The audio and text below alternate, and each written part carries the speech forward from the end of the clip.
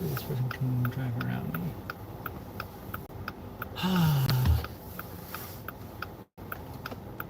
Yeah, they can go around me.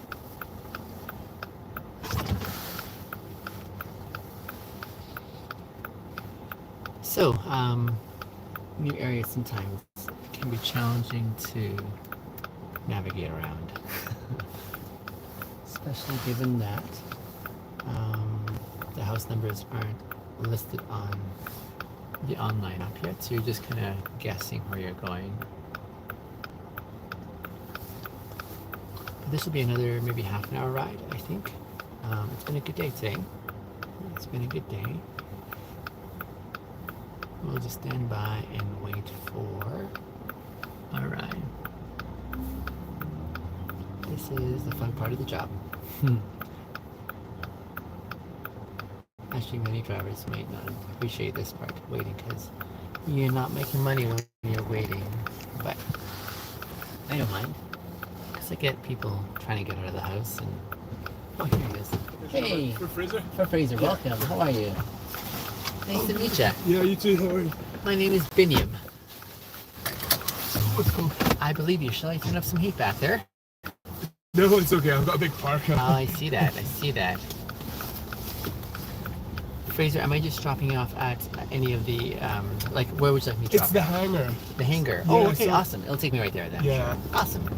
I flew back, but my car battery's not so strong. So when I flew back, I just got an Uber home instead of I see. because I work at the hangar. So I Gotcha. couldn't bother going and my car not starting. I've got a jump starter here if you need help with your car. It's okay. You're okay. Yeah, there's okay. I purposefully left it at work because they have a like battery jumper in the stores. Fair. Okay. Just want to give you a quick heads up at the outset. An unusual experience in my car. I like to live stream my rides, so Okay. please don't talk about anything that you find, like personal or, that you don't want others on the Sure. internet to know about. Okay, brother? Sure. Awesome. What do you do at the airport? Are you like on the grounds crew? Or are you Yeah, maintenance. maintenance? Gotcha. So that's like the technical side of these big machines. That's right. Golly, that's not a small task, I No. imagine. Yeah, It's not like general under the hood checkup No. kind of thing. It's but I'm not. You've got to be super qualified in whichever sort of role you work. So I'm kind gotcha. of more overall, less in-depth qualified. So a lot of stuff I'm not allowed to do. I see. But you can take up space, and you get Yeah. hardcore points for that. Yeah. What would your title be then? Just mechanic. Just mechanic. Aircraft mechanic. Gotcha. Okay. I mean, I just hear that, and I'm like, yeah, that's already beyond my league. Yeah. No, it's not too crazy. The actual like aircraft engineers are the smart guys. Would you say that this qualifies as a trade, like heavy-duty mechanic, perhaps, or? I mean, like you're saying, it's unique and specific, but Yeah, I think qualifications wise, you're meant to have a diploma. Just for a mechanic, you're meant to have a diploma. I can't remember 2 or 4 years in industry.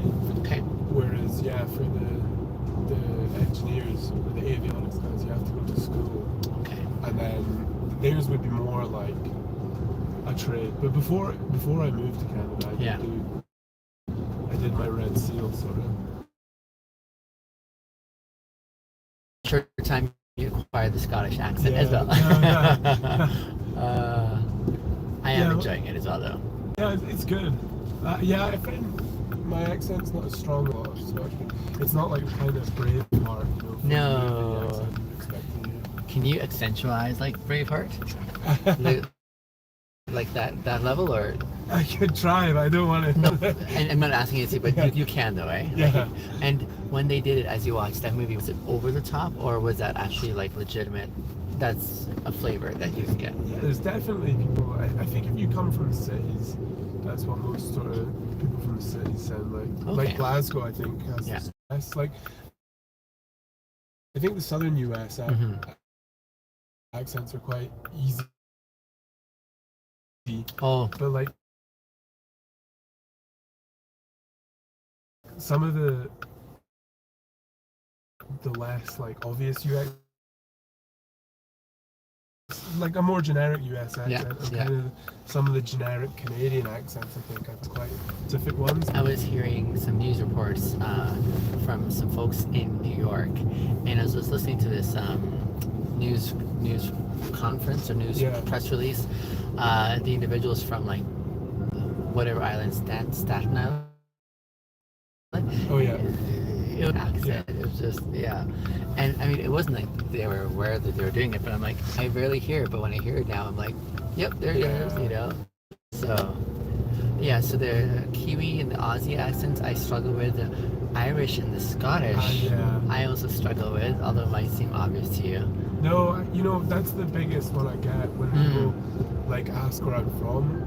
Almost always their guess is Ireland. Okay. So you're not the only one. Obviously, that's a big. Yeah. For me, because obviously I grew up with both accents. For sure. Kind of like quite easy. Okay. But yeah, for people less familiar, that seems to be a big. Yeah, Scotland and Ireland. People can't seem to. I've got Australian a couple of times as well. Okay. No way. Yeah. Wow. Okay, that would be entertaining and fun. Yeah. But then I suppose if you don't like hear it that often, you know, how do you know, right? Well, are you able to pull off any accents? I can. Which one do you? I can do the Australian one. Oh, you can. Relatively, yeah. Okay. Irish sometimes. Yeah. But it's quite hard, I think, to like stick in an Irish accent. I see. Like it's okay to say some words. Okay. But like staying in it, I feel like it's easy to fall out. Could you give me like say one word in Irish and one word in the Scottish accent so I can differentiate? I'm trying to think. Let's say watermelon, which is my favorite food. Whoa, fuck. Watermelon. Okay, there we go. I hear it. But for us, yeah, just watermelon. Oh, I we see. don't pronounce our T's usually in Scottish. Like after the first T. Yeah. Like if you're saying Scotland. Or watermelon. Like, you know, you hear that people say bottle of water. Yeah. Or butter instead of butter. How do you say Toronto? Toronto. And that's one of the things that they do over there. Is, right? Yeah, I was gonna say. It makes them sound like a local. For sure. I see that as well. I love accents, and I conceptualize accents as different flavors in English. Oh yeah. It's the variety is so beautiful that way. I think for me. Yeah, I like it, especially like here is so like multicultural. Yeah. I love like just hearing the way people say stuff differently. Absolutely. Because sometimes it's like you know. She's not from here. Well, she's Canadian citizen. She wasn't born here. Okay. So sometimes like when she says stuff, I'll be like, I feel like actually that is how if you read it, it should sound. Yeah. Like when you know it. Yeah. When it's your first language, you know that's not how you pronounce it. But then I'm like, I feel like probably actually how it should be pronounced. True. Read it, right? True. Yeah. But no, I've only been here a couple of years, maybe just over 2 years. In your 2 years here, have you noticed any significant cultural contrasts that you've had to navigate? It's pretty similar. Yeah. I think there's definitely Canadian-wise, like I think Canada and the UK are pretty similar. Okay. But like I've definitely benefited from like meeting loads of people from different places. I've kind of seen something. Like even when I go out with like Korean friends or something, they have so many like different ways of doing stuff. Like depending on who you're with, Sure. More formal ways to do stuff. Oh yes. Talk to somebody older. Yeah. You know, and a lot of that stuff doesn't exist for us, right? No, absolutely. Yeah. So I like to, and the food as well. Trying all the food. Yes. Even celebrations and parties. I mean, recently, not too long ago, it was Diwali, right? But that's not something we see I either. observe exactly. I only heard about that from one of my riders, and I thought, what a beautiful setting for celebrating, right? Yeah.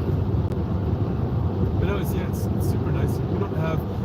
I mean, in the cities in Scotland, there's quite a lot of multiculturalism. But where I live, like, it's super far north. Okay. So there's not much job opportunity, or there's not a huge draw to bring people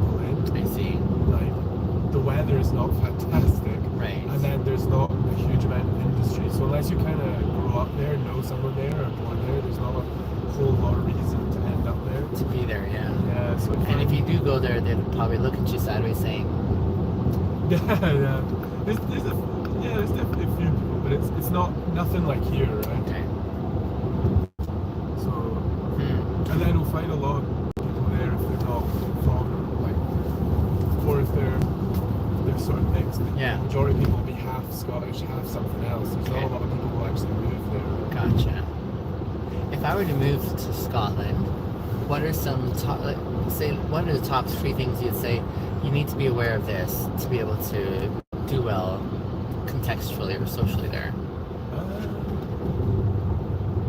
For example, what I tell immigrants when they come here is, it'll seem very kind here. Yeah. People will acknowledge you. They will smile at you. They'll, say hello to you. They'll say some beautiful things to you. Yeah. But it'll only go so far. So when they say things like, call me anytime, or come over anytime, you might think they're literally being gracious and hospitable, but should you follow through literally on what they're saying, you'll find yourself in some hot water by way of being, just overstaying your welcome before you even showed up, basically, right? So here's how to understand the cultural setting here, especially by way of unspoken social etiquette. It's unspoken because everyone sort of moves along with it, but if it's unspoken and you don't know it, it seems unfair, and so someone has to spell it out for you, which no one here necessarily will do. If you step into that social faux pas, they won't let you know, but you'll definitely feel the cold shoulder in essence, right? Things like that. I feel like it is pretty similar. Like, we have, instead of saying hi or hello a lot of time, you'll say, how's it going? Or how are you? Or all right, you would just say, oh, all right. But you don't respond by saying how you are. You just respond by saying how are you back. Right. Or just a greeting, keep it there. Yeah, it's so many formalities. And, sort of little niches. And you need to go through them instead of being a roadblock and saying, oh, let me just pause here. And you don't think about it when you're used to it. No. I suppose, if you're, especially if English isn't your first language, if somebody's asking you, hey, are you all right? You could be like, oh yeah, that's good. Yeah. I just moved here 2 months ago, and I did not know any English. Really? I didn't speak English at all, and so I had to learn all. I'm kidding. I was not believing you there. When you said you moved here 2 months ago, I was like, oh, maybe from interior or something. But then when you said you only learned English, I was like, no chance. That's definitely your first language. Can you imagine?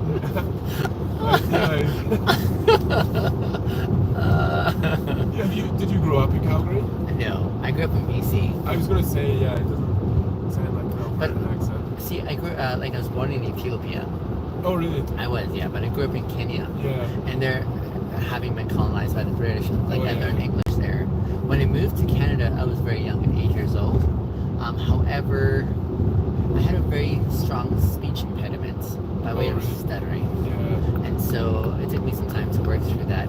Even to this day, there are certain times when I revert back to stuttering, usually when I'm nervous or something like that. But for the most part, no. I've studied English now as one of my degrees, and taught it as well. And so even when I communicate, there's a way that the locals here differentiate the way I speak. They're you enunciate a little bit more than any of us do. You speak in a formal way. You attend to grammar. You avoid slang, things like that. So I like what I do with the language, but it's very much part of my tool set in my area that I like dabbling in, communicating. But I cannot, for the life of me, pull off any accents. I appreciate them, but I can't. Practice? No, I don't. I attempt, but I don't practice in any serious way. It's hard because you know what I mean? Other than if you hear every single word in an accent, you just kind of have to, I suppose, guess or kind of be able to tell what way things go, replacing sort of sounds for other sounds and words. True enough. I'm amazed when I see actors who, I'm thinking one actor wonderfully neutral accent throughout all seasons of the show that I watched with her in it. And then when I heard her in an interview, you know, Yeah. she had this Australian accent, and I said, "Say what?" You know, Yeah. like I would never have known it.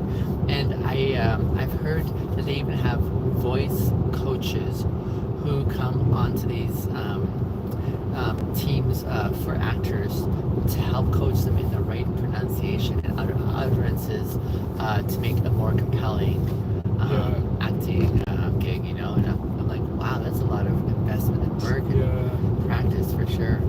I always struggle with how, like the likes of Australian one, because they have quite strong accents. So I feel like when they go to like play sort of a standard American like, movie, that's one that catches me, because I can't. I struggle to like kind of sort of visualize the accent without having some sort of a twang to it, be it like a New York or a Boston or you know, a Southern kind of. Sure. Just to have that sort of generic, like they grew up in, I don't know, somewhere mid USA, I find quite difficult. Yeah. But I wonder how long it actually takes them coaching wise. But especially for people who come from that area that don't even notice they're not, because I've seen that before, right? Yeah, Where, like you'll get an actor and then same thing, they're in an interview and then everyone's like, oh my god, they're British. You know, and you're like, they're pulling it off well enough that they're kind of fooling the local, right? Yep, absolutely. Whereas I think a lot of times I hear like Scottish accents, it's okay, but I think people like they like not force it, but they really make it Scottish. And you're like, not that right, something like that. It's a little too much. Yeah, right? I get it, yeah. But then if they sound like me, then people don't necessarily know they're Scottish. So maybe they have to go a bit over the top. Do you find you get any social currency with your accent here? I've heard it a few times. Yeah. People are like, oh wow, I like your accent. Yeah. But it's not that. Yeah, I feel like it's not that common. I think most people will just kind of hear it and carry on. They're so used to hearing people from everywhere. Yeah. But I don't hear many other Scottish people, to be honest. I don't know how many. I hear a lot of Irish people. I think especially, I actually lived in Vancouver. I only moved here in March. So I was in BC as well. Oh, you were? Yeah, for a couple of years there before, about a year and a half. Mm-hmm. And there's a lot of Irish people in Vancouver, so I quite often hear them, which is nice. But I don't know, Scottish people not so much. Maybe they like Scotland, too patriotic. They like to stay home. You know, what would be an interesting engagement is reading someone's assessment on how the accents came to be in their branchings, you know? Oh yeah. That'd be so fascinating, especially like in your neck of the world where there's quite a variety. Yeah, right. Same language, but like different flavors again, right? It's just, again, look at the city, by the way. Isn't that a beautiful it's always skyline? nice. Oh, love it. Oh man, I love that. I wasn't expecting so much snow. I only came back yesterday. Oh, okay. Yeah. Surprise. Yeah, I know. It's been snowing as well in Scotland the last 5 days. Okay. It definitely snows here more. When I bought a car, I just bought a old Subaru Forester. It's, okay.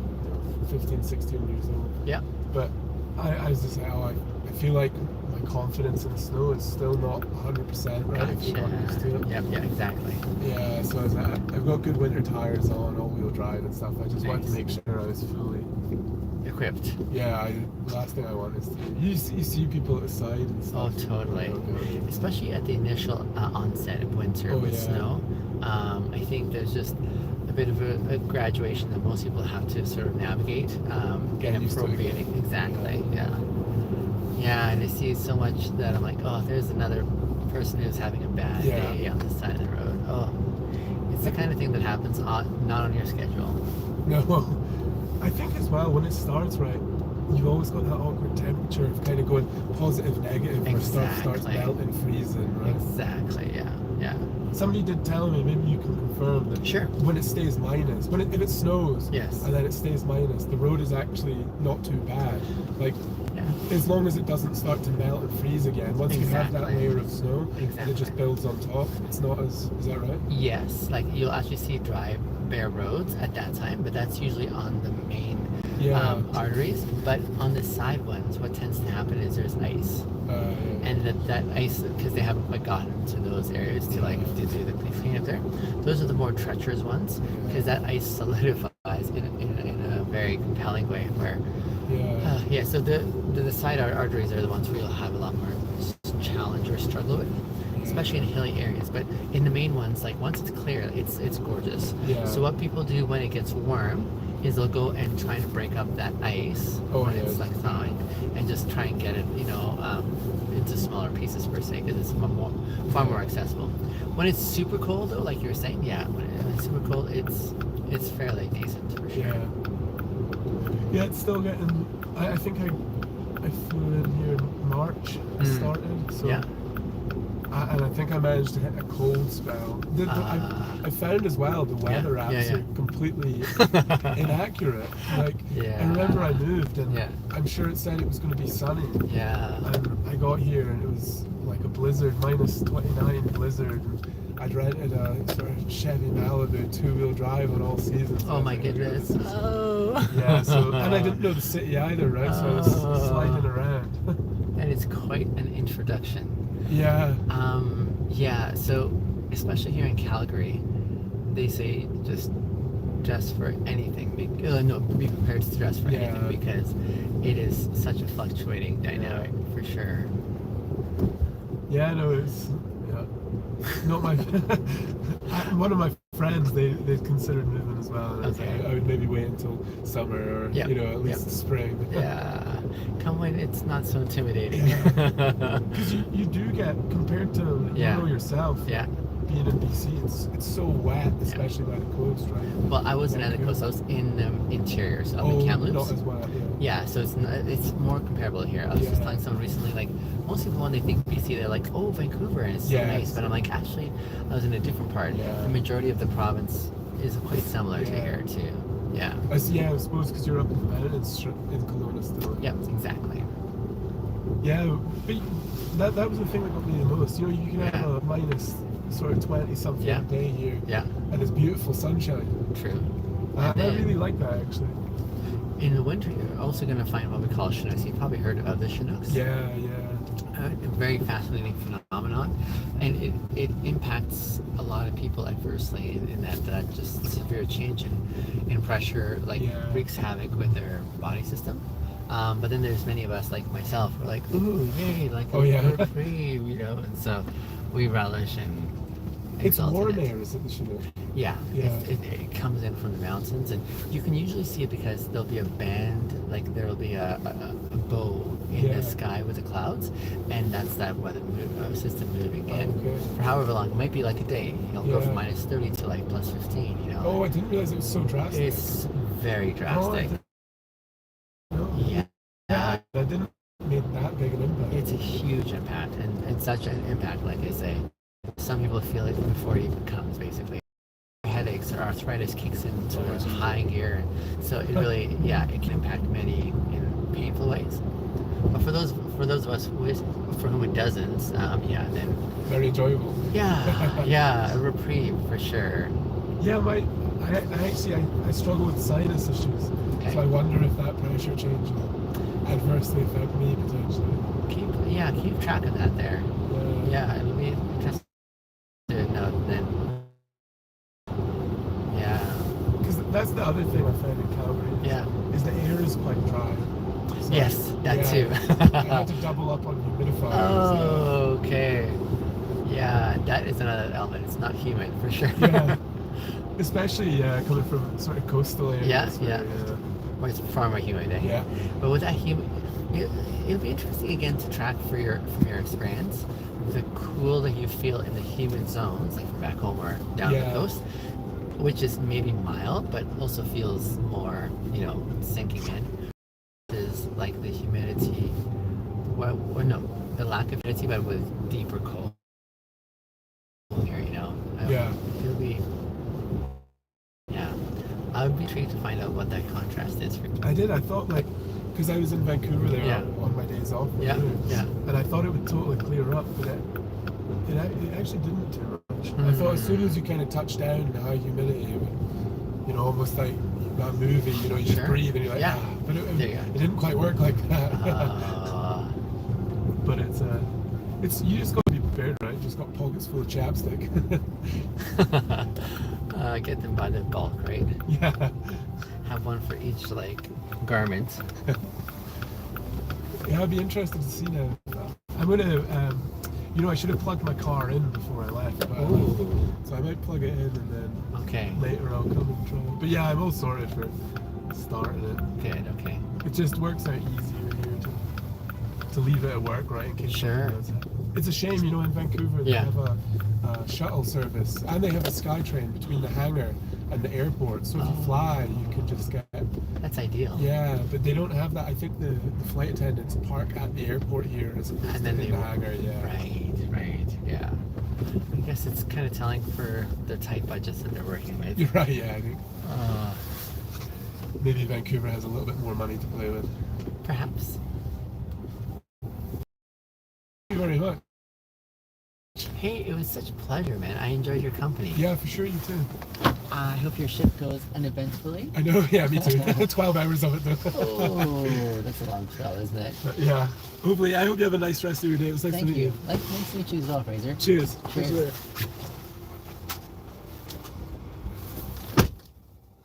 Wasn't that great? Hi, guys.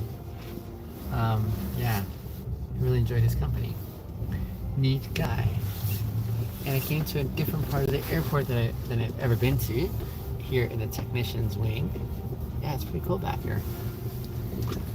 Alright, I have one more ride queued up here already. That's happening. What time? Let me just see here.